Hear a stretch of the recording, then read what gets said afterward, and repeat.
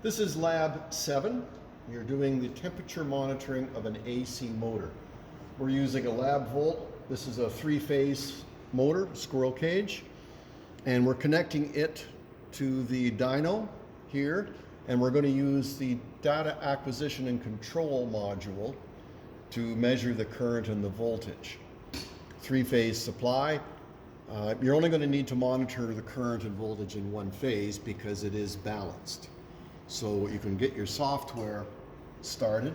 So before you turn the power on, what you're going to have to do is take cold resistance readings. We're using the temperature sensors to measure the temperature rise as this motor works, and we're also going to use the resistance of the copper windings. And there's a formula in the lab sheet.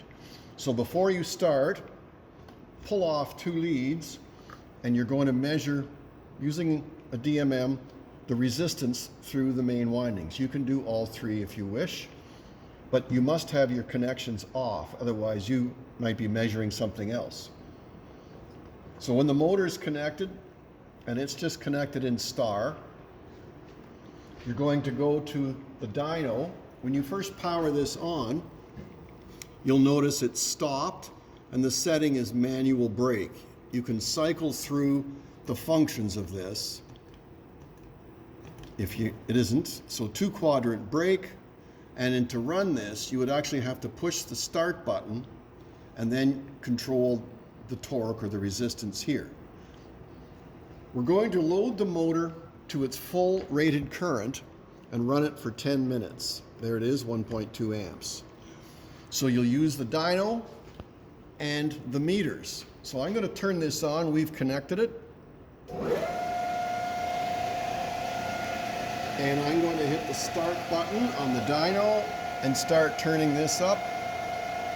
It's 10 turns, so you can see the current starting to rise. Take it up slowly so you don't overshoot. 1.2. There, and you can start your timer. Now, we're going to monitor the temperature. So that's set. What I forgot to tell you is before you start, you have to take a picture with the FLIR of the motor when it's cold. So you can use the FLIR camera, take a picture. You can get up and you can sort of see the windings are blue, so there's no heat there.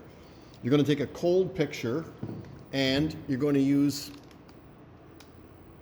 a cold temperature reading too of the windings. You can't really get on the bearing, but you can get on the metal structure that's holding the bearing. So, cold resistance readings of the windings, cold picture, cold temperature. And then you're going to leave this. You have to be careful because to take your pictures, you'll have to have the front down. So you can open this and take a temperature reading and then close it again. So you're going to run that for 10 minutes, then shut it off. Open the front with the power off, of course. Take a picture, take a temperature reading, wait 5 more minutes, and this lets the heat spread out evenly through the windings and the casing of the motor. Take another picture and another temperature reading.